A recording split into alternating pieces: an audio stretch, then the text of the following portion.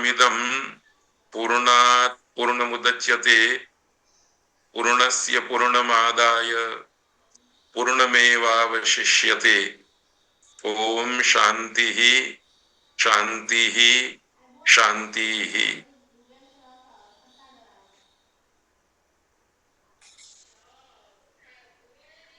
भारतीय ज्ञान परंपरा के नक्षत्र समान महर्षि पाणिनि को श्रद्धांजलि देने के लिए और उनकी कृति को घर घर पहुंचाने के लिए महर्षि वेद विज्ञान एकेडमी अहमदाबाद के उपक्रम से गुजराती भाषा तथा प्राच्य विद्या के सुप्रसिद्ध विद्वान स्वर्गीय प्रोफेसर भोगीलाल सांडेसरा की स्मृति में उनके परिवार के द्वारा प्रायोजित 84 घंटे के पाणिनीय अष्टाध्यायी अध्यापन सत्र में आज का 41वां व्याख्यान है। इस व्याख्यान में आप सब लोगों का हार्दिक स्वागत है। विगत 40वें पाठ सत्र में हमने 2 सूत्र पढ़े थे, उपू धूप विच्छी पणि पनिभ्य आयः और सनाद्यंता धातव। और इन सूत्रों के साथ साथ धूप धातु से आय प्रत्यय करके गोपाय यह शब्द बनता है और उस गोपाय शब्द की सनाद्यंता धातव से धातु संज्ञा हो जाती है और उस गोपाय धातु का लट लकार अन्य पुरुष एक वचन में गोपायती रूप बनता है। इस गोपायती रूप की सिद्धि प्रक्रिया का प्रारंभिक चरण हमने देखा था। आज इसी गोपायती रूप सिद्धि प्रक्रिया के आगे के चरण पर विमर्श करेंगे।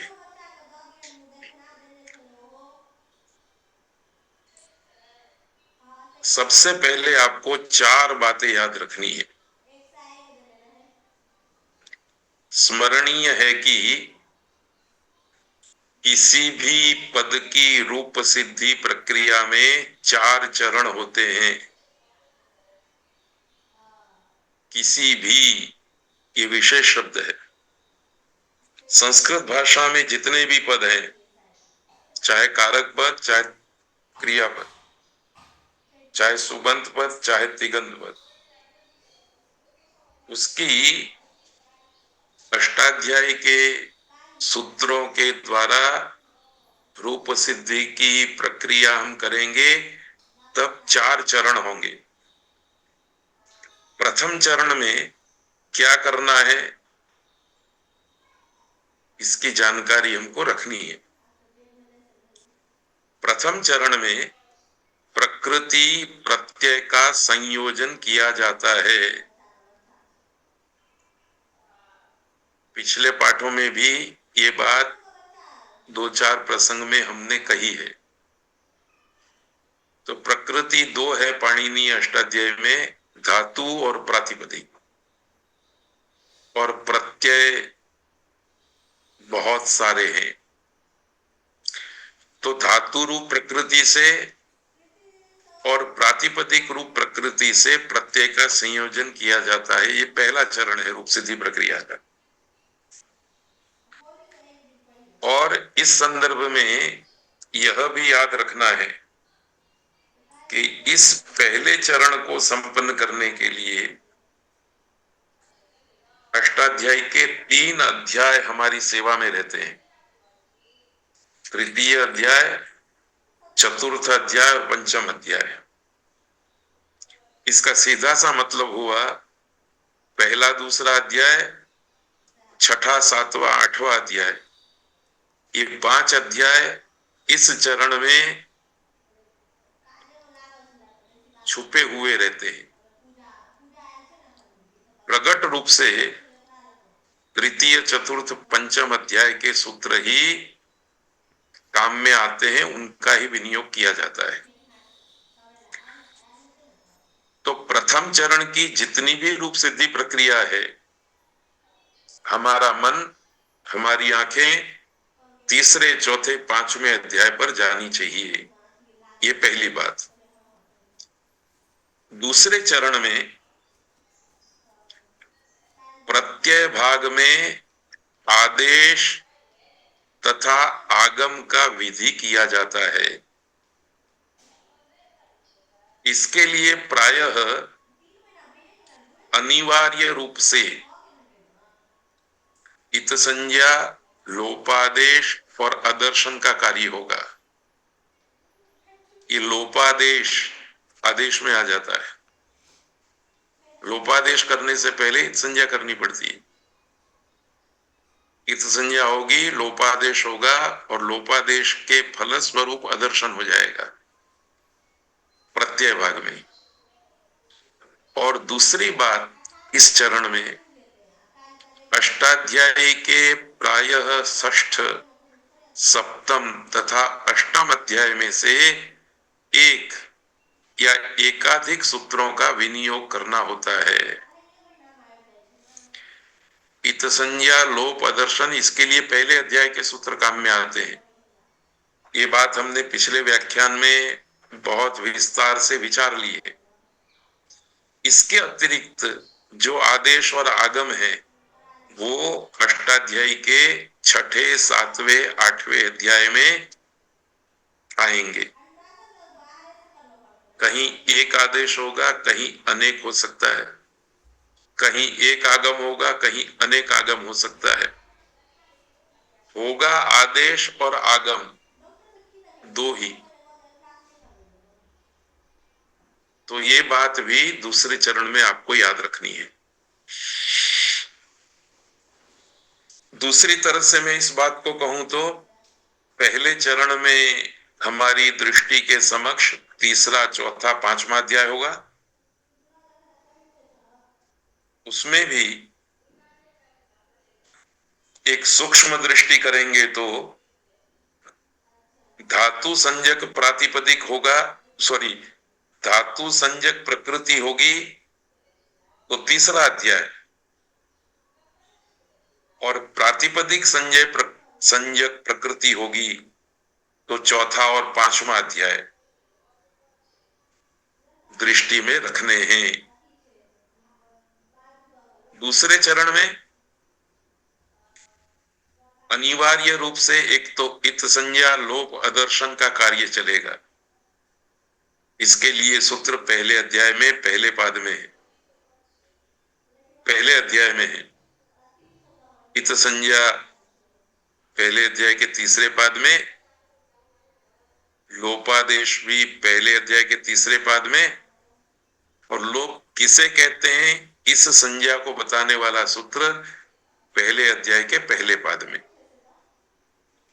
उसके बाद जो भी आदेश और आगम करने हैं उसके लिए प्रायः अष्टाध्यायी का छठा अध्याय, सातवां अध्याय और आठवां अध्याय काम में आएगा। तीसरे चरण में ठीक उसी तरह से प्रकृति भाग में आदेश और आगम का विधि किया जाता है।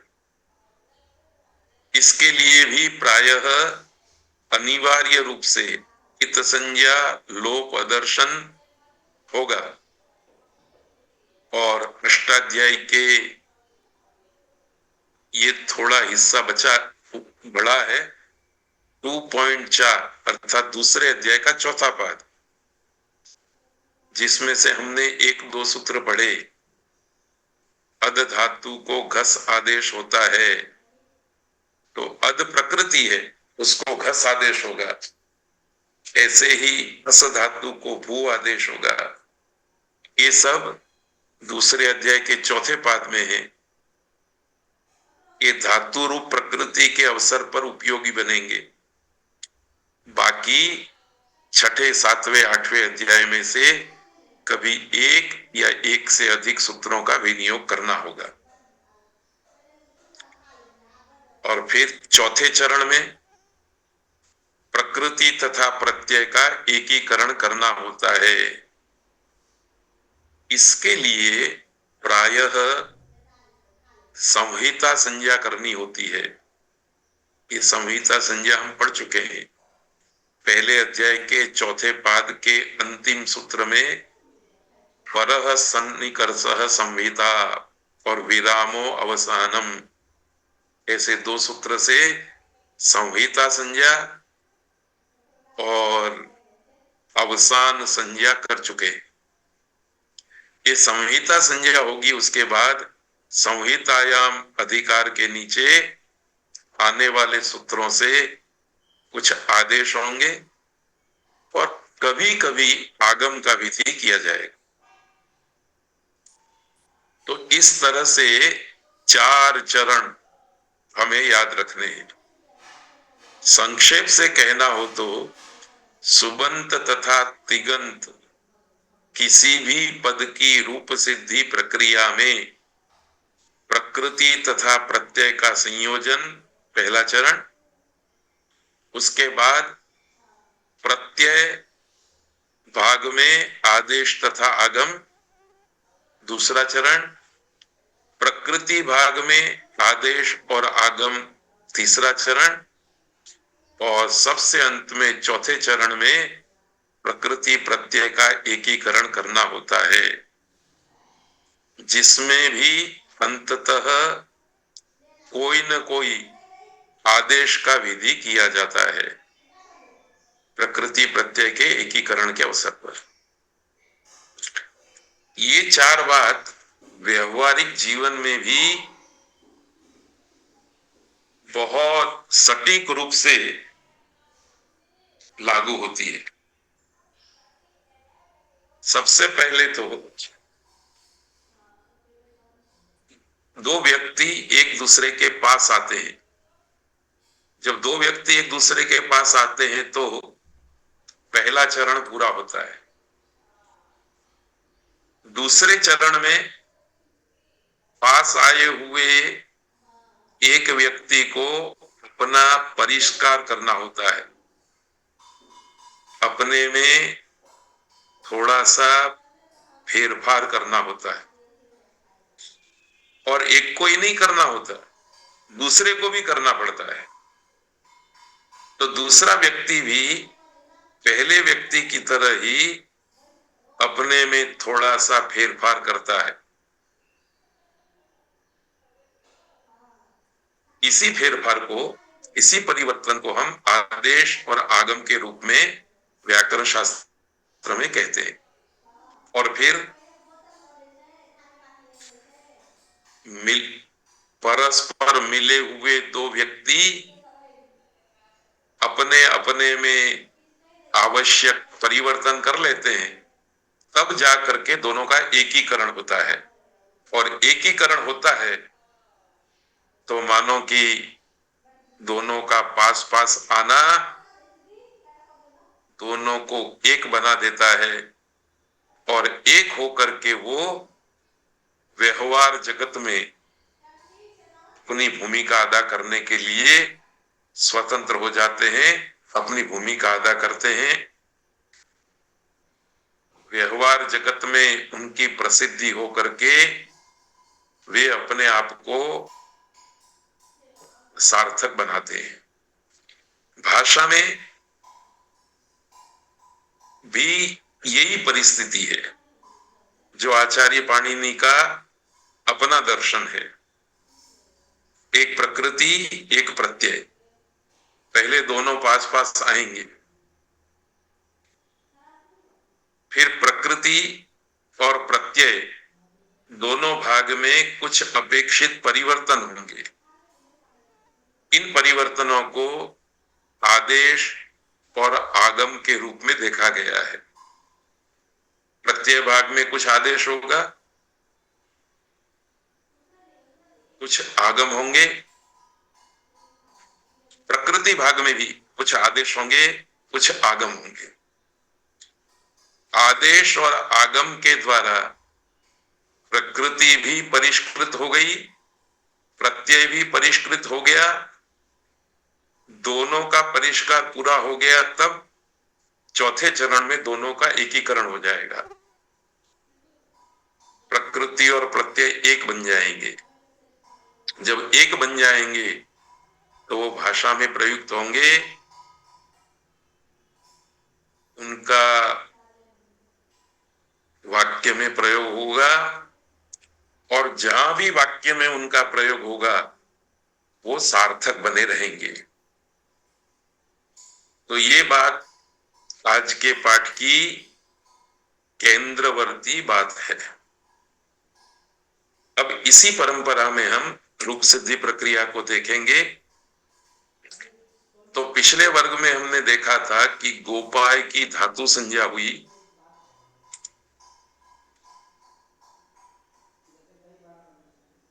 गोपाय शब्द बन गया, उसकी सनाद्यंता धातुवः से धातु संज्ञा हो गई, और धातु के अधिकार के नीचे वर्तमाने लट, इस सूत्र से वर्तमान काल को कहने की इच्छा होने पर लट प्रत्यय हो गया। लट प्रत्यय गोपाय के पर में रखा जाता है, इसलिए स्थिति बनी गोपाय लट।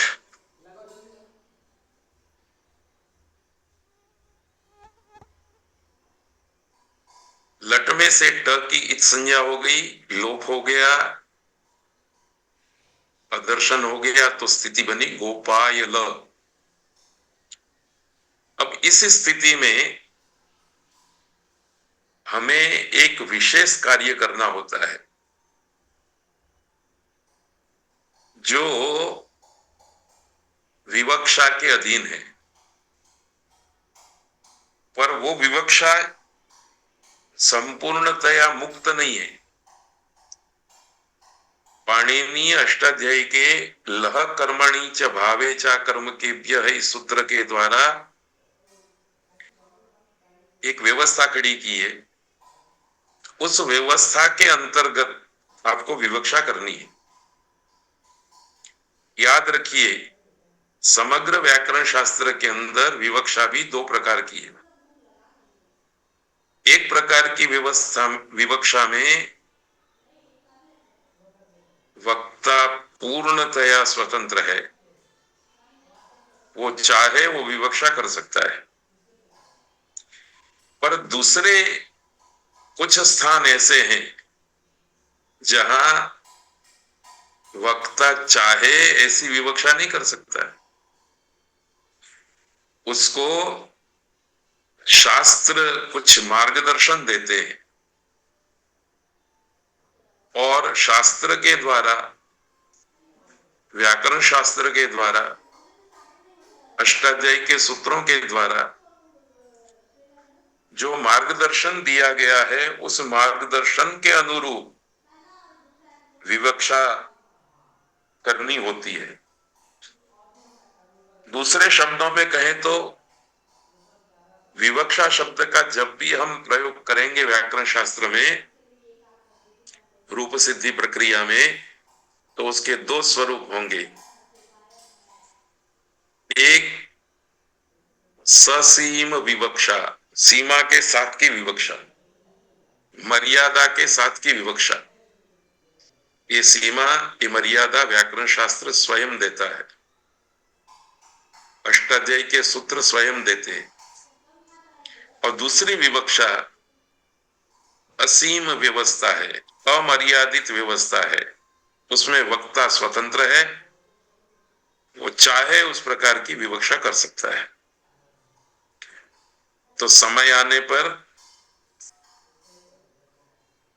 उस प्रसंग में कौन सी विवक्षा है, इसका भी हमको ध्यान रखना है। यदि वक्ता के पास विवक्षा करने के लिए शास्त्र ने कोई बंधन नहीं डाला, कोई सीमा नहीं बताई, तो वक्ता स्वतंत्र है, वो चाहे वैसी विवक्षा कर ले। पर शास्त्र ने यदि वक्ता की विवक्षा के क्षेत्र को मर्यादित कर दिया है, तो उस मर्यादा में रह करके ही उसको विवक्षा करनी होती है। तो लह कर्मणि च भावे चा कर्म केभ्य, यह वक्ता की विवक्षा की मर्यादा बताता है। क्या कहता है? लकार सकर्मक धातु से कर्म तथा कर्तार्थ में और अकर्मक धातु से भाव और कर्तार्थ में होते हैं। अर्थात वक्ता के रूप में आप यदि सकर्मक धातु का प्रयोग करना चाहते हैं तो लकार प्रत्यय या तो कर्म अर्थ में आएगा या कर्तार्थ में आएगा। आपको इन दो अर्थों में से जिसकी विवक्षा करनी है कर सकते हैं। यदि अकर्मक धातु को कहने की विवक्षा है वक्ता की, तो लकार प्रत्यय या तो भाव अर्थ में होगा या तो कर्तार्थ में होगा। ये पिछले वर्ग में भी हमने विस्तार से व्यवस्था देखी थी। आज उसका पुनरावर्तन है, क्योंकि जितने भी तिगंत क्रियापद हैं उन सारे तिगंत क्रियापदों में ये प्रक्रिया पुनः पुनः सार्वत्रिक रूप से करनी ही होती है। इसलिए विगत पाठ, आज का पाठ सत्र और आने वाला पाठ सत्र, ये तीनों पाठ सत्र आपको 1, 2, 3 बार ध्यान से सुन लेने हैं, समझ लेने हैं। और हमारे यहाँ अध्ययन अध्यापन की एक रीति है, शिष्याणाम उपदेशार्थे वृत्तिम कुर्यात विलंबिताम। शिष्यों को उपदेश देने के लिए वृत्ति को विलंबित रखना चाहिए, धीरे धीरे, गति थोड़ी कम रखनी चाहिए। बहुत जल्दी से बात कह करके आगे बढ़ जाना, ये हमारी अध्यापन रीति का हिस्सा नहीं है। जहां जरूरत है वहां एक बार विलंबित वृत्ति से विषय वस्तु अध्येता के दिमाग में ठीक तरह से बैठ जाती है, फिर अध्यापक को भी द्रुत गति से आगे बढ़ने की मुक्ति मिल जाती है और अध्येता को भी वो शीघ्रता मालूम नहीं पड़ती। वो अध्यापक के साथ कदम से कदम मिला करके चलने लगता है। तो देखिए, जिस रूप की सिद्धि करने के लिए बैठे वो गोपायती रूप है। उसमें गोपाय यह धातु है, यह गोपाय धातु सकर्मक है। अतः इस गोपाय से आया हुआ लट प्रत्यय जिसमें से ल बाकी रहता है, इसलिए उसको हम लकार प्रत्यय कहेंगे। या तो कर्म अर्थ में हो सकता है या तो कर्ता अर्थ में हो सकता है। वक्ता को इन दोनों अर्थों में से ही किसी एक अर्थ में लकार प्रत्यय है ऐसी विवक्षा करनी होती है। ऐसा नहीं है कि वक्ता करण कारक अर्थ में है, अधिकरण कारक अर्थ में है, भाव अर्थ में है, ऐसी विवक्षा कर ले। तो वक्ता के रूप में हम यहाँ लकार का अर्थ करता है ऐसी विवक्षा करके आगे की प्रक्रिया करेंगे। ये एक प्रवाह हुआ। यहीं से ये जंक्शन है, जंक्शन, यहीं से ही दूसरा प्रवाह शुरू हो सकता है। जब हम कहेंगे वक्ता के रूप में हम यहाँ लकार का अर्थ कर्म है ऐसी विवक्षा करेंगे तो आगे की प्रक्रिया का मार्ग बदल जाएगा। तो यहां आपने कर्ता अर्थ लॉक कर दिया तो आगे की प्रक्रिया इसी तरह से चलेगी जिस तरह से हम आगे चला रहे। पर यदि आपने लकार का अर्थ कर्म कर दिया तो उसकी प्रक्रिया अलग तरह से होती है, वो भी भविष्य में हम देखेंगे। अभी हम जिस मार्ग पर चलने का संकल्प कर रहे हैं उस मार्ग में सकर्मक धातु होगा, उससे लकार प्रत्यय आया होगा। उस लकार प्रत्यय को हम कर्ता अर्थ में मान करके जब जब रूप सिद्धि की प्रक्रिया करेंगे तब तब इसी प्रकार की रूप सिद्धि प्रक्रिया चले। ये हुआ एक प्रवाह। दूसरे प्रवाह में धातु सकर्मक ही होगा, पर उससे आए हुए लकार प्रत्यय को हम कर्ता अर्थ में नहीं कर्म अर्थ में मानेंगे, तो उसकी रूप सिद्धि प्रक्रिया दूसरी तरह से होगी। और तीसरी बार अकर्मक धातु लाएंगे, उससे आया हुआ लकार प्रत्यय भाव अर्थ में है, ऐसी विवक्षा करेंगे तो रूप सिद्धि की प्रक्रिया अलग प्रकार से होगी। इसलिए संस्कृत भाषा में कर्तरी प्रयोग, कर्मणि प्रयोग और भावे प्रयोग वाक्य संरचना की दृष्टि से तीन प्रकार के प्रयोग प्रवर्तित होते हैं।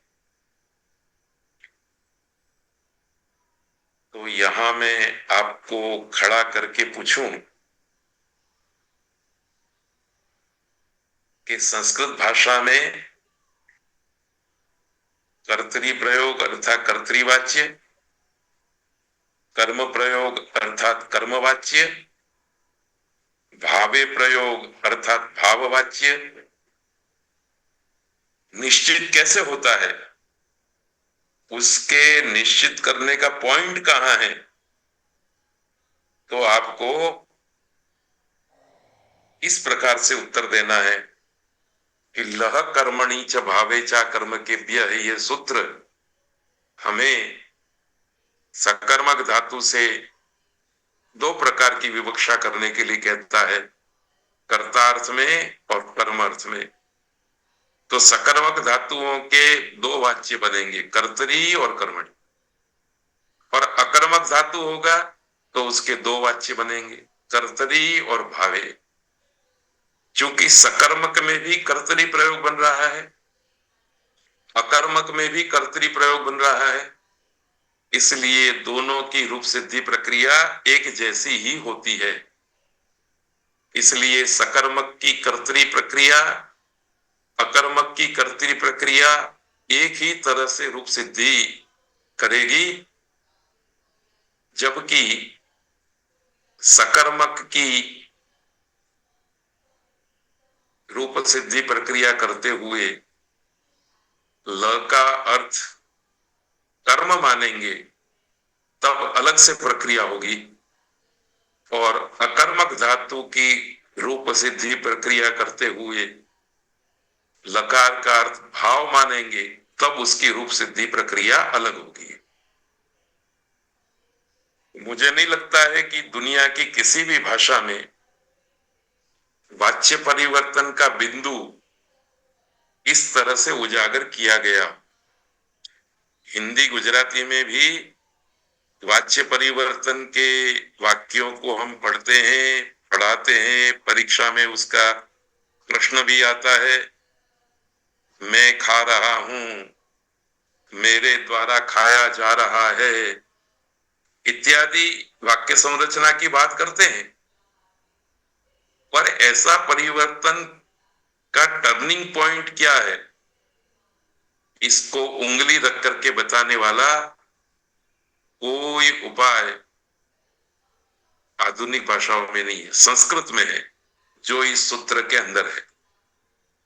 इस दृष्टि से लह कर्मणि च भावे चा कर्म के व्यय, ये सूत्र रत्न तुल्य सूत्र है।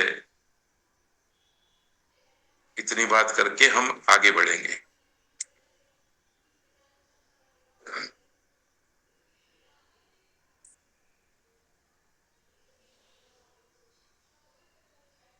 गोपाय ल, लट में से अ और ट चला गया। मैं आपको याद कराऊं कि सबसे पहले तो गोपाय प्रकृति के साथ हमने लट प्रत्यय को जोड़ा, पहला चरण पूरा हो गया।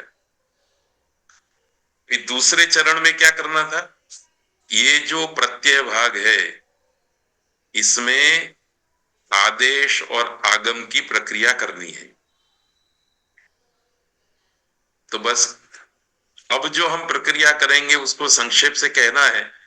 तो क्या कहना है, इस ल प्रत्यय के स्थान में आदेश और आगम की प्रक्रिया का कार्य चलेगा।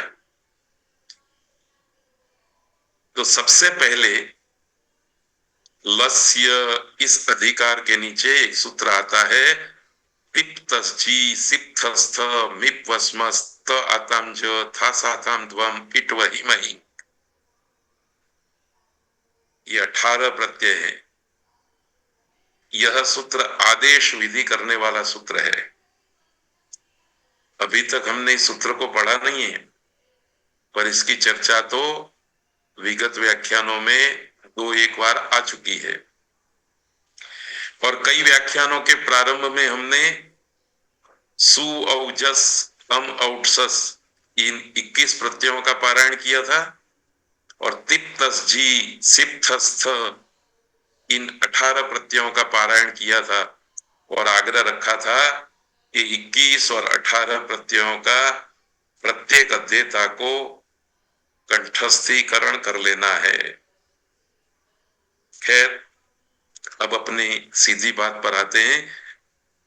तिप्तस जी सूत्र का अर्थ है लकार के स्थान में पिप्तस जी सिप्तस्थ मिप्वस्मस्त आताम ज था साताम ध्वम इट वही महिंग, ये अष्टादश अर्थात 18 आदेश होते हैं। अब देखिए, ये सूत्र कहता है कि ल के स्थान में 18 आदेश करने, ये आदेश विधि करने वाला सूत्र है। अब समस्या ये है कि ल एक है, इसको हटा करके ये 18 एक साथ बिठा दिए जाए, तो ये तो अव्यवहारिक बात है। तो व्यवहारिक बात तो ये है कि इन 18 में से किसी एक को पसंद करना पड़ेगा और ल के स्थान में उसको बिठाना पड़ेगा। 18 में से एक की पसंदगी करने की जो प्रक्रिया है उसको विभुत्पत्ति की प्रक्रिया कहते हैं। तो देखिए, लस्य तिप्तस जी ये सूत्र जितने भी तिगंत क्रियापद हैं उन सारे तिगंत क्रियापदों की रूप सिद्धि में आएंगे। एक भी तिगंत रूप ऐसा नहीं है जिसमें लह कर्मणि च भावे चा कर्म के व्यय से लकार का अर्थ निश्चित न करना हो और लस्य के स्थान में तिप्तस जी आदेश न करना हो। पाणिनि की अनेक विशेषताओं में यह भी एक विशेषता है कि उन्होंने ल प्रत्यय के स्थान में तिप्तस जी इत्यादि 18 आदेशों की परिकल्पना की। ल 10 प्रकार का अर्थ लेकर के बैठा है। 10 प्रकार के रूप सिद्धि प्रक्रिया में लस्य तिप्तस जी आएगा ही। तो ध्यान ये रखना है कि स्थानीय के रूप में ल प्रत्यय एक है, जबकि आदेश के रूप में त्रिप आदि अष्टादश अर्थात 18 है। तो इनमें से कौन सा एक आदेश किया जाए यह विचारणीय होता है। इसके लिए जो प्रक्रिया की जाती है उसे पाणिनीय व्याकरण परंपरा में हम विभुत्पत्ति की प्रक्रिया के रूप में जानते हैं। संस्कृत भाषा में जितने भी तिगंत क्रियापद हैं उन सब की रूप सिद्धि प्रक्रिया में यह तिबुत्पत्ति की प्रक्रिया अनिवार्य रूप से करनी होती है। इसलिए आज आपका सिर दुखे या चित्त प्रसन्न हो जाए, हम तिबुत्पत्ति की प्रक्रिया को शनै शनै विलंबित वृत्ति से पढ़ेंगे पढ़ाएंगे। उसका संक्षिप्त रूप में आपके सामने रख देता हूं, जो आसानी से आपके चित्त में स्थिर रहेगा। त्रिबुत्पत्ति की प्रक्रिया में कुल 6 बातें हैं। 6 वस्तुओं के समूह को षट्क कहते हैं। तो त्रिबुत्पत्ति की प्रक्रिया में षट्क है, और वह षट्क किस प्रकार का है? तो पहले परस्मयी पद तथा आत्मनेपद संज्ञा, फिर परस्मयी पद तथा आत्मनेपद विधि, पुरुष संज्ञा, पुरुष विधि, वचन संज्ञा, वचन विधि। ये षट्क, ये 6 बातें सभी तिगंत पदों की रूप सिद्धि प्रक्रिया में अनिवार्य रूप से होंगी। अब देखिए, अब तक आपको जिस तरह से पढ़ा करके तैयार किया है, उस दृष्टि से देखें तो परस्मयी पद और आत्मनेपद पहले हम संज्ञा करेंगे,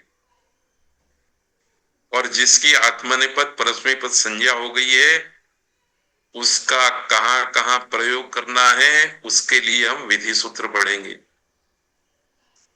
संज्ञा सूत्र पढ़ेंगे और विधि सूत्र पढ़ेंगे। संज्ञा सूत्र का स्मरण करेंगे, विधि सूत्र का स्मरण करेंगे। स्मरण की हुई संज्ञा, स्मरण किए हुए संज्ञा सूत्र का प्रयोग करके संज्ञा का विधान करेंगे रूप सिद्धि की प्रक्रिया में, और विधि करने वाले सूत्रों को जो हम पढ़ करके आए हैं, उनका उपयोग, उनका विनियोग हम रूप सिद्धि की प्रक्रिया में करेंगे। इसी प्रकार से पुरुष संज्ञा वाले सूत्र से करेंगे, और पुरुष का विधि करने वाले जो सूत्र हैं, उनसे पुरुष का विधि करेंगे। वचन की संज्ञा करने वाले सूत्र से वचन संज्ञा करेंगे, वचन का विधि करने वाले सूत्र से वचन का विधि करेंगे। इनके लिए कितने सूत्र हैं, कितना लंबा चौड़ा अष्टाध्यायी का भाग इसके लिए रुका हुआ है, ये अभी मैं नहीं बताऊंगा। ये थोड़ा गोपनीय रखता हूं, आपके मन में थोड़ी कुतूहल होनी चाहिए। उस कुतूहल का समाधान अनुपद आगे आगे अपने आप होता जाएगा। तब आपको पता चलेगा कि हम बहुत कठिन बातों में नहीं उलझ रहे हैं, एकदम सरल बातों की ओर आगे बढ़ रहे हैं। तो देखिए, सबसे पहले मैंने स्लाइड के अंदर 1.1 अर्थात पहले कार्य का पहला कार्य, इसी तरह से 1.2, इस तरह से आप इस क्रम को भी देखेंगे तो आपको पता चलेगा कि ये जो षट्क है वो कितना व्यापक है अथवा कितना छोटा है, कितना विस्तृत है या कितना संक्षिप्त है, आपको पता चल जाएगा। तो लह परस्मै पदम, इस सूत्र से परस्मै पद संज्ञा होती है। इसलिए देखिए, हमने उपक्रम रखा था कि प्रत्येक सूत्र को पढ़ते समय उस सूत्र का प्रकार की नोंद ली थी। संज्ञा सूत्र है वो संज्ञा करेगा, और विधि सूत्र है वो विधि करेगा। ये षट्क में हमको संज्ञा सूत्र भी चाहिए, विधि सूत्र भी चाहिए।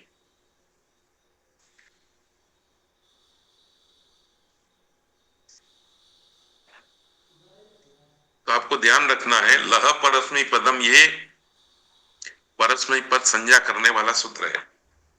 यह कहता है कि ल के स्थान में होने वाले इन 9 प्रत्ययों की, इन 9 आदेशों की परस्मै पद संज्ञा होती है। तो ये तो बात हम पढ़ चुके हैं। दूसरा सूत्र है तंगानाम आत्मनेपदम, ये आत्मनेपद संज्ञा करता है।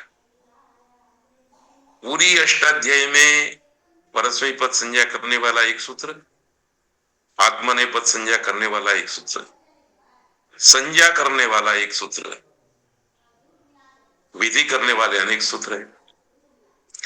तंगानावात्मनेपदम सूत्र कहता है ल के स्थान में होने वाले त आताम ज खास आथाम ध्वम इट वही महिंग इन 8 आदेशों की और तीसरे अध्याय में कुछ प्रत्यय धातु से कहे गए हैं जिन प्रत्ययों में इत संज्ञा लोप आदर्शन करने के बाद आन बचा रहता है, वो आन वाले भी प्रत्यय आत्मनेपद संज्ञक होते हैं। परस्मैपद संज्ञा 9 प्रत्ययों की, आत्मनेपद संज्ञा 9 प्रत्ययों की प्लस आन की, इतनी बात आपको याद रखनी है। आत्मनेपद संज्ञा का प्रकरण पूरा हो गया, परस्मैपद संज्ञा का प्रकरण पूरा हो गया। इस प्रकार परस्मैपद तथा आत्मनेपद संज्ञा हो जाने के पश्चात यह विचारना होता है कि परस्मैपद संज्ञक और आत्मनेपद संज्ञक प्रत्यय किस किस धातु से कब कब होते हैं। इसके लिए अष्टाध्यायी का पहले अध्याय के तीसरे पाद का प्रयोग किया जाता है। हम इस पाद को पढ़कर के आए,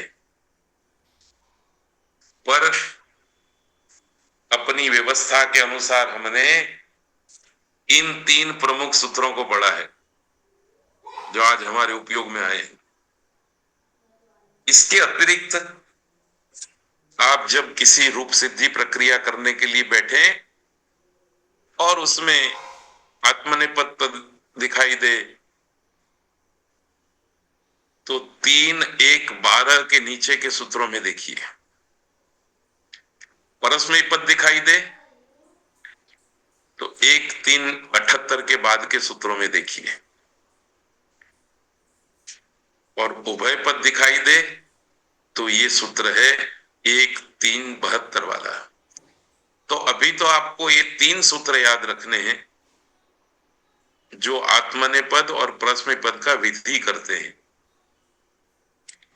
अनुदात्त गीत आत्मनेपदम आत्मनेपद का विधि करता है और कहता है कि जिस धातु के अनुदात्त वर्ण की या अंग वर्ण की इत संज्ञा हुई है उस धातु से आत्मनेपद का आत्मनेपद संज्ञक प्रत्यय होते हैं।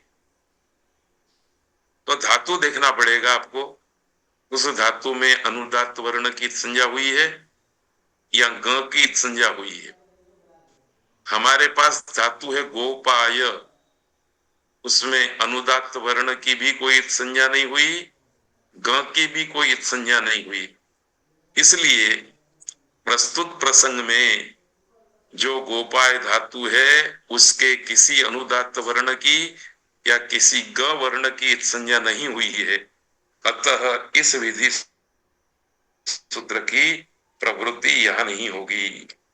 इस स्थिति में दूसरे सूत्र के पास जाएंगे, इसलिए 2.2 लिखा स्वरितितः कर्तृभिप्राय क्रियाफले। इसका सूत्रार्थ है जिस धातु के स्वरित वर्ण की या य वर्ण की संज्ञा हुई है उस धातु से क्रिया का फल कर्ता को मिलने पर आत्मनेपद होता है।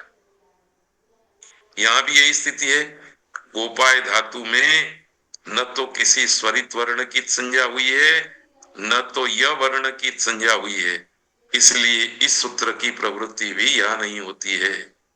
इस स्थिति में तीसरा सूत्र है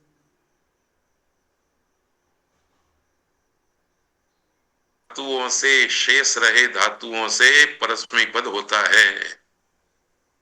प्रस्तुत प्रसंग में जो गोपाय धातु है वह न तो अनुदात्तेत है न तो गित है नहीं तो स्वरितेत है नहीं तो इत है, अतः शेष है। इस स्थिति में इस विधि सूत्र की प्रवृत्ति होती है। परिणाम स्वरूप लकार के स्थान में प्राप्त हो रहे 18 आदेशों में से अब मात्र तिप जी आदि परस्मै पद संज्ञक 9 आदेशों की ही प्राप्ति रहती है। आत्मनेपद के प्रत्यय निकल गए, अब परस्मै पद के प्रत्यय हो गए। संक्षेप से हम इस बात को कैसे याद रखेंगे? सार यह है कि आत्मनेपद के त आताम ज था साताम ध्वम इट वही महिं, इन 9 आदेशों को दूर करके अब मात्र परस्मै पद के तिप्तस जी सिप्तस्थ मिप्वस्मस इन 9 आदेशों की प्राप्ति रहती है। अब फिर विचार की प्रक्रिया आगे बढ़नी है कि अब इन 9 में से किस एक का निर्धारण करने के लिए हम क्या करें। तो देखिए, पुरुष संज्ञा कीजिए और पुरुष का विधि कीजिए। तो पुरुष संज्ञा करने के लिए भी एक ही सूत्र है, तिंगस त्रीणी त्रीणी प्रथम मध्यम उत्तमाः। इस सूत्र का अर्थ है तिंग के अर्थात 18 प्रत्ययों के 3 की क्रमशः प्रथम मध्यम तथा उत्तम संज्ञा होती है। इस सूत्र से तिप्तस जी आदि त्रिकों की क्रमशः प्रथम मध्यम तथा उत्तम संज्ञा होती है। यहां यह ध्यान रखना है कि प्रथम मध्यम और उत्तम ये पाणिनि के द्वारा उच्चरित संज्ञाएं, पर व्यवहार में पाणिनि परंपरा में भी प्रथम को प्रथम पुरुष के रूप में, मध्यम को मध्यम पुरुष के रूप में और उत्तम को उत्तम पुरुष के रूप में जाना जाता है। और प्रथम पुरुष को कहीं कहीं अन्य पुरुष भी कहते हैं। तो ये प्रचलन में जो पुरुष शब्द है वो पाणिनि का नहीं है, वो परंपरा में प्रसिद्ध है। पाणिनि में तो प्रथम मध्यम और उत्तम 3 ही संज्ञाएं हैं।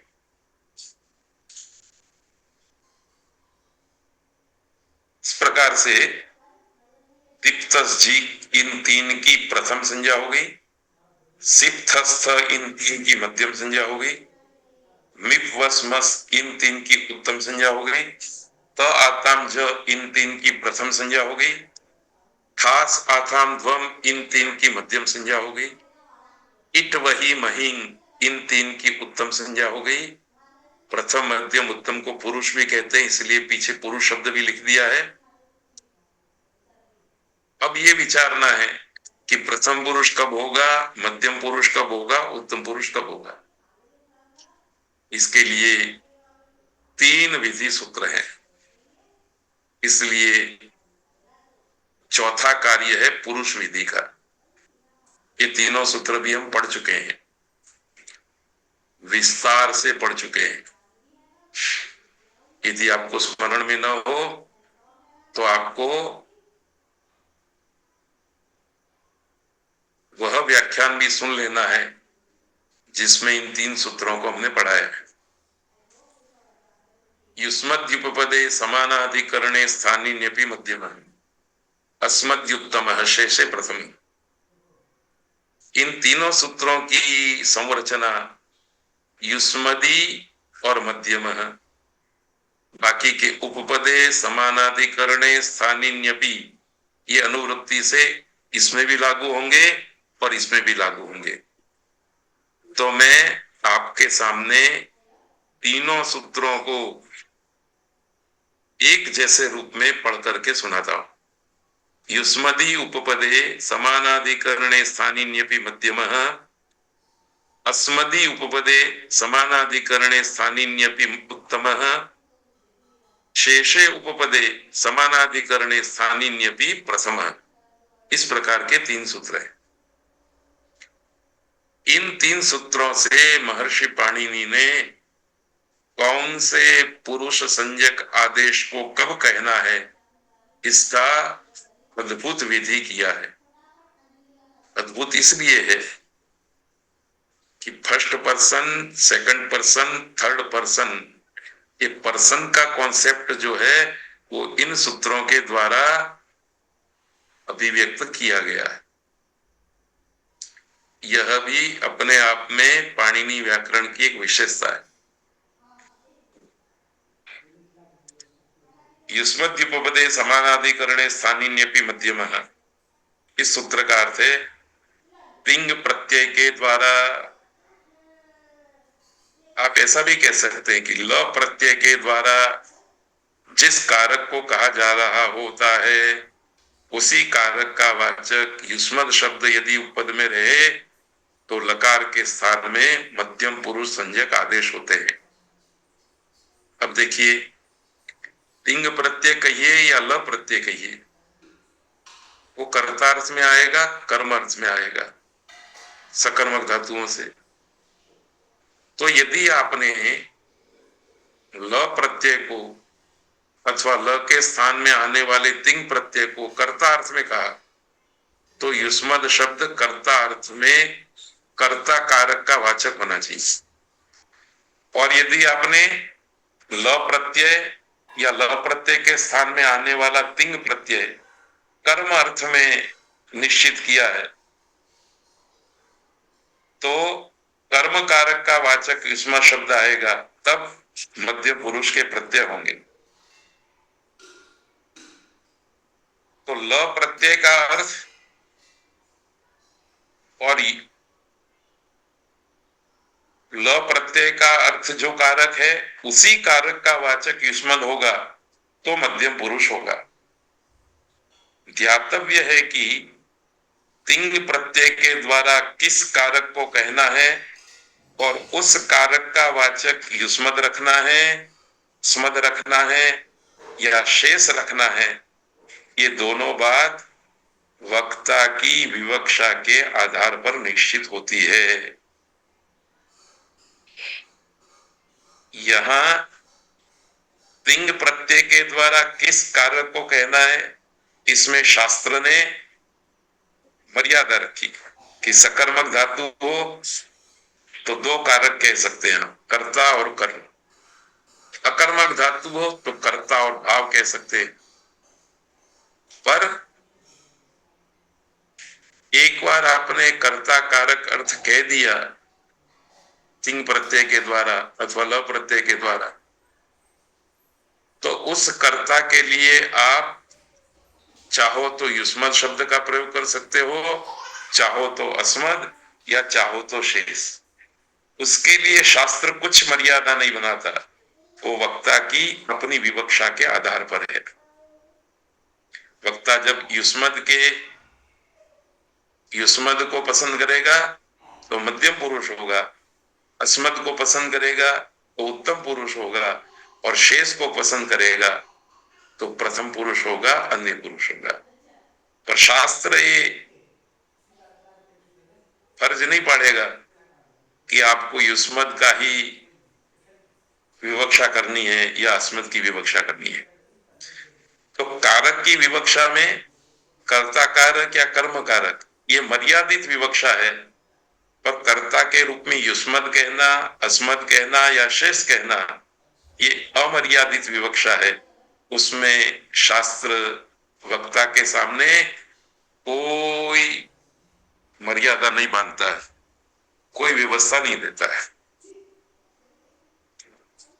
अस्मद्युत्तम तिंग प्रत्यय के द्वारा उसी प्रकार का अर्थ है। ये तीनों सूत्रों के अर्थ एक ही जैसे। तिंग प्रत्यय के द्वारा जिस कारक को कहा जा रहा होता है उसी कारक का वाचक स्मद शब्द यदि उपपद में रहता है तो लकार के स्थान में उत्तम पुरुष संज्ञक आदेश होते हैं। ध्यातव्य है बात, ये तो मैंने रिपीट कर दी है इसलिए पढ़ने की जरूरत नहीं है। शेषे प्रथम तिंग प्रत्यय के द्वारा जिस कारक को कहा जा रहा होता है उसी कारक का वाचक शेष अर्थात युष्मद अस्मद के अतिरिक्त कोई भी, भवत शब्द भी आ गया, भवती शब्द भी आ गया, पद में रहता है तो लकार के स्थान में प्रथम जिसका दूसरा नाम अन्य है संज्ञक आदेश होते हैं। प्रस्तुत प्रसंग में लकार लिंग प्रत्यय के द्वारा कर्ता कारक को कहा जा रहा है, और उसी कर्ता कारक का वाचक कोई राम आदि शेष शब्द उपपद में है, ऐसी वक्ता ने विवक्षा की है। इसलिए लकार के स्थान में प्रथम अन्य पुरुष संज्ञक आदेश करने होते हैं, मध्यम और उत्तम नहीं। अब जब प्रथम संज्ञक आदेश करने होते हैं, तब तिप आदि 9 आदेशों में से तिप तस जी ये प्रथम संज्ञक आदेशों की प्राप्ति रही, बाकी के मध्यम संज्ञक और उत्तम संज्ञक आदेश निवृत्त हो गए। तो 18 में से 9 किए, 9 में से अब 3 किए। अब आगे बढ़े उससे पहले एक पुनरावर्तन भी कर लेते हैं।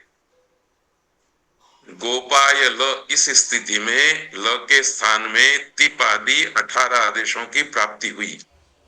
इनमें से 9 की परस्मैपद संज्ञा की, 9 की आत्मनेपद संज्ञा की, और उसके बाद शेषात कर्तरी परस्मैपदम इस विधि सूत्र का अनुसरण करके ल के स्थान में तिप आदि 9 आदेशों की प्राप्ति रहती है।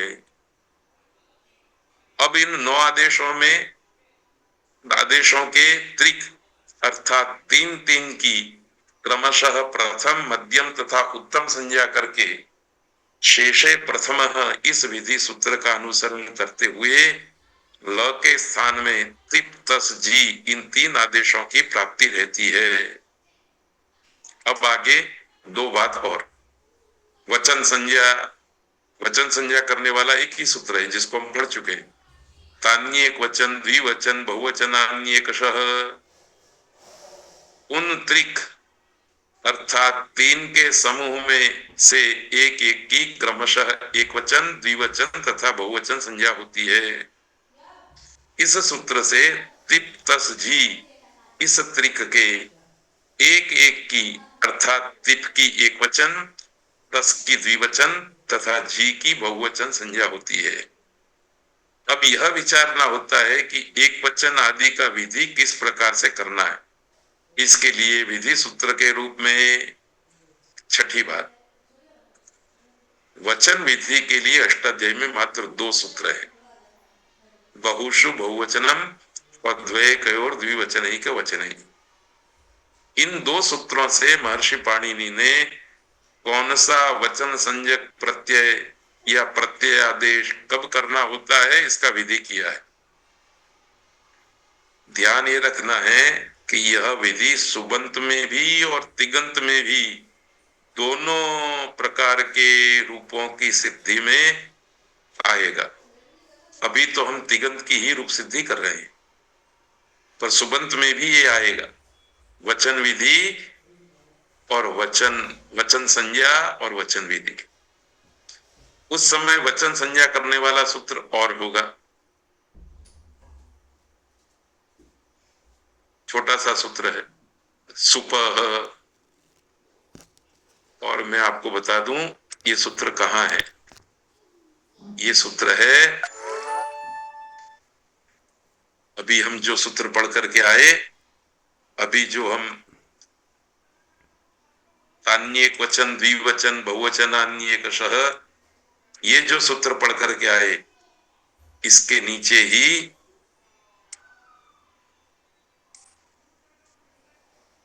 इस सूत्र के नीचे ही एक सूत्र है छोटा सा सुपह। वो कहता है सुप वगैरह की भी एक वचन, द्विवचन, बहुवचन संज्ञा होती है। तो सु की एक वचन, औ की द्विवचन, जस की बहुवचन, इस प्रकार से 21 प्रत्ययों की भी एक एक की एक वचन, द्विवचन, बहुवचन संज्ञा होती है। तो वचन संज्ञा करने वाला सूत्र सुबंत में अलग आएगा, तिगंत में ये आ गया। पर विधि करने वाले सूत्र तो सुबंत और तिगंत में दोनों हैं, सुबंत में भी लागू होंगे और तिगंत में भी लागू होंगे। बहुषु बहुवचनम का अर्थ है बहुत्व की विवक्षा होने पर बहुवचन संज्ञक प्रत्यय होते हैं। ये विवक्षा कौन करेगा? वक्ता करेगा। शास्त्र उसमें कुछ नहीं। वक्ता ने विवक्षा की बहुत्व की तो बहुवचन संज्ञक प्रत्यय होंगे। इस सूत्र से यदि हम बहुत्व की विवक्षा करेंगे तो बहुवचन संज्ञक अर्थात जी आदेश प्राप्त होगा। परंतु अभी हमने वक्ता के रूप में बहुत्व की विवक्षा नहीं की, इसलिए इस सूत्र की प्रवृत्ति नहीं होगी। आगे का सूत्र आएगा, द्वय कयोर द्विवचनैक वचने। ये एक साथ दोनों वचन की बात करता है। द्वित्व की विवक्षा होने पर द्विवचन और एकत्व की विवक्षा होने पर एक वचन संज्ञक प्रत्यय होते हैं। प्रस्तुत संदर्भ में वक्ता के रूप में हमने एकत्व की विवक्षा की है, इसलिए द्वयेकयोर द्विवचनैक वचने इस सूत्र से एक वचन संज्ञक अर्थात ती आदेश की प्राप्ति होती है। इस प्रकार से त्रिबुत्पत्ति की प्रक्रिया करने पर लकार के स्थान में प्राप्त 18 आदेशों में से विवक्षानुसार एक आदेश की प्राप्ति रहती है। इस प्रकार से लकार के स्थान में जो 18 आदेश प्राप्त हुए थे उसमें से परस्मैपद पद, अन्य पुरुष, एक वचन का तीप आदेश के रूप में होता है। अब ये जो लाल अक्षर में आपके सामने जो बात प्रस्तुत की है, उसके आधार पर आप तीप शब्द को देखिए, तीप प्रत्यय को देखिए। ये जब तीप प्रत्यय आपको दिखाई दे रहा है तब उसकी परस्मै पद संज्ञा भी है। इस तीप की अन्य पुरुष संज्ञा भी है और इस तीप की एक वचन संज्ञा भी है, क्योंकि परस्मै पद संज्ञा करने वाला सूत्र तीप की परस्मै पद संज्ञा करता है। अन्य पुरुष संज्ञा करने वाला सूत्र तिप की अन्य पुरुष संज्ञा करता है और एक वचन संज्ञा करने वाला सूत्र तिप की एक वचन संज्ञा करता है। इसलिए अब पाणिनीय व्याकरण के अध्येता के सामने जब भी तिप शब्द आएगा तो उसकी 3 संज्ञाएं अपने आप स्मरण में आएंगी, परस्मै पद, अन्य पुरुष, एक वचन। इसके बाद दूसरा प्रत्यय तस। तस के लिए आप क्या करेंगे, उसकी भी परस्मै पद संज्ञा, अन्य पुरुष संज्ञा, वचन संज्ञा बदल गई, द्विवचन संज्ञा हो गई। परस्मै पद और अन्य पुरुष संज्ञा कोई कोई रही। फिर तीसरा आया जी। जी के लिए क्या करेंगे, परस्मै पद संज्ञा, अन्य पुरुष संज्ञा, बहुवचन संज्ञा हो गई तो जी। इसी तरह से सिप आ गया तो क्या करेंगे, परस्मै पद संज्ञा चालू रहेगी, अन्य पुरुष की जगह पर मध्यम पुरुष संज्ञा हो जाएगी और एक वचन संज्ञा चालू रहेगी। सिप प्रत्यय की परस्मै पद संज्ञा, अन्य पुरुष, मध्यम पुरुष संज्ञा और एक वचन संज्ञा रहेगी। इसी तरह से 18 आदेश रख करके आपको या तो परस्मै पद या आत्मनेपद, अन्य पुरुष, मध्यम पुरुष या उत्तम पुरुष, 3 संज्ञाएं, एक वचन, द्विवचन, बहुवचन, 3 संज्ञाएं इस आदेश पर अप्लाई करनी है। तो देखिए थोड़ी देर में वर्ग पूरा करेंगे।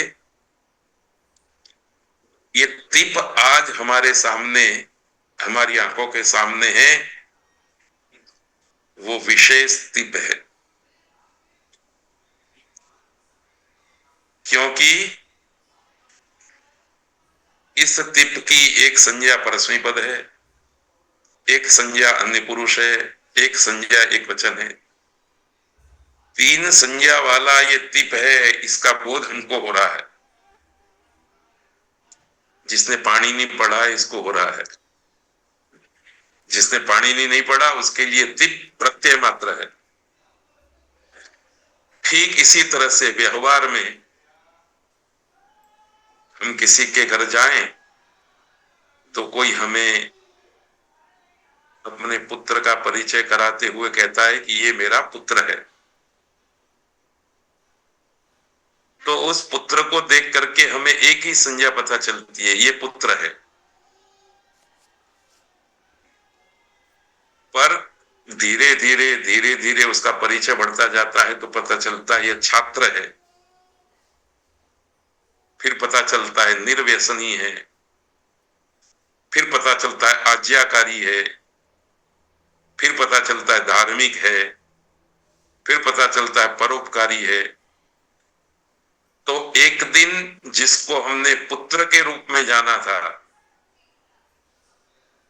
अब थोड़े लंबे समय के सानिध्य से हमें पता चला कि ये पुत्र केवल पुत्र नहीं है, धार्मिक भी है, परोपकारी भी है, छात्र भी है, सज्जन भी है, मातृपितृ भक्त भी है, आस्तिक भी है।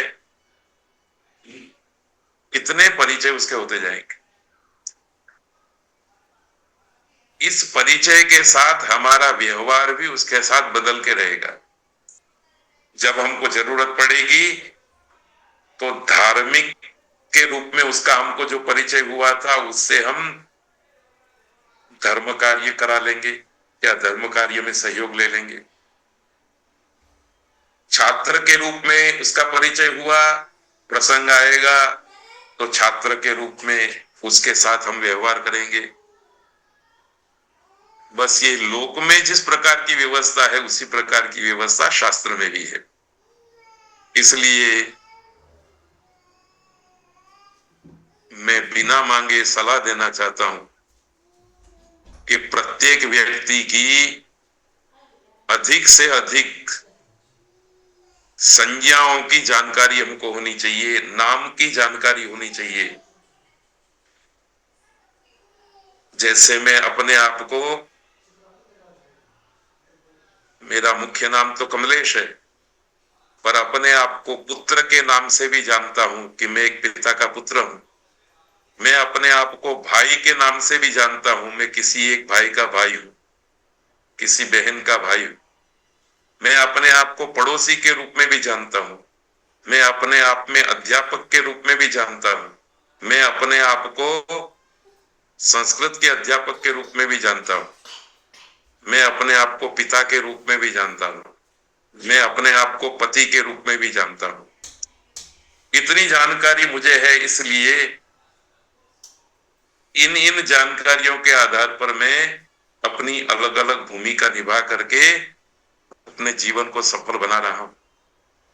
ठीक उसी प्रकार से इस तिप की भी क्या क्या भूमिका है, ये किसका पुत्र है, किसका पति है, किसका भाई है, किसका जीजा है, किसका पड़ोसी है, ये सब आपको जानना पड़ेगा। और जब जान लेंगे तो उसके अनुरूप आप भूमिका अदा कराएंगे तिप से, रूप सिद्धि की प्रक्रिया एकदम सरल हो जाएगी। तो यहाँ भाई, जीजा, साला, बहनोई ऐसे शब्द नहीं है, यहाँ शब्द है परस्मय पद, अन्य पुरुष, एक वचन, प्रत्यय। और भी एक परिचय करा करके अपनी बात पूरी करूंगा। ये प की इत संज्ञा हो गई नहीं, इसमें से हो जाएगी तो ये दीप पित्त भी कहा जाएगा। इस प्रकार से इस दीप के जो विविध रूप हैं वो विविध रूप धीरे धीरे हम समझते जाएंगे और उन रूपों के आधार पर, उन संज्ञाओं के आधार पर आदेश और आगम करते हुए रूप सिद्धि प्रक्रिया को हम संपन्न करते हैं। तो पाणिनि का व्याकरण कोई नई सोच वाला नहीं है। मनुष्य के रूप में हम जो व्यवहार कर रहे हैं उसी व्यवहार में से पाणिनि ने एक व्यवस्था देखी और उसी व्यवस्था के अनुरूप व्याकरण शास्त्र की रचना की। तो हम व्याकरण पढ़ेंगे तो लोक व्यवहार में भी हम उत्तम आचरण कर सकेंगे और लोक व्यवहार को हम जितना अच्छी तरह से जानेंगे उतना ही व्याकरण शास्त्र सरलता से हमारी समझ में आएगा। इसलिए ध्यातव्य है कि ल की प्रत्यय संज्ञा थी, अतः ल के स्थान में आने वाले आदेशों को प्रत्यय आदेश माना जाता है। ल के स्थान में जो तिप हुआ उसकी भी प्रत्यय संज्ञा है। ल भी प्रत्यय, उसके स्थान में आने वाला तिप भी प्रत्यय ही है। इसके लिए एक सूत्र हम पढ़ चुके हैं, स्थानीवद आदेशो अनल विधौ। आदेश स्थानीवत होता है। लट में ट की इत संज्ञा की थी तो ल टित माना जाता था। टित को भी आप चाहें तो टित कह सकते हैं। इस प्रकार से आदेश स्थानीवत होता है अल विधि को छोड़ करके। इतनी जब हम रूप सिद्धि की प्रक्रिया करेंगे तब स्थिति बनती है गोपाय प्लस तिप। और फिर इस स्थिति में पूर्ववत, अब हम यही शब्द प्रयोग करेंगे पूर्ववत। हलंत्यम से प की इत संज्ञा, तस्य लोप से लोप और अदर्शनम लोप से अदर्शन होकर के स्थिति बनती है गोपाय प्लस ति। अब आपको लगेगा कि गोपायति रूप तो बन गया, पर अभी ये रूप बना नहीं है, कच्चा है। अभी इसको पकने में कुछ प्रक्रिया बाकी है। उस प्रक्रिया का प्रभाव इसमें नहीं दिखाई दे रहा है। तो प्रक्रिया तो प्रक्रिया होती है, प्रभाव दिखाई दे कि न दे, प्रक्रिया पूरी करनी होती है। तो इसके आगे की शेष प्रक्रिया आने वाले कल के वर्ग में देखेंगे। आज यहीं तक। सब लोगों को प्रणाम करते हुए, सब लोगों को वंदन करते हुए आज का वर्ग पूरा करते हैं। धन्यवाद। नमो नमः।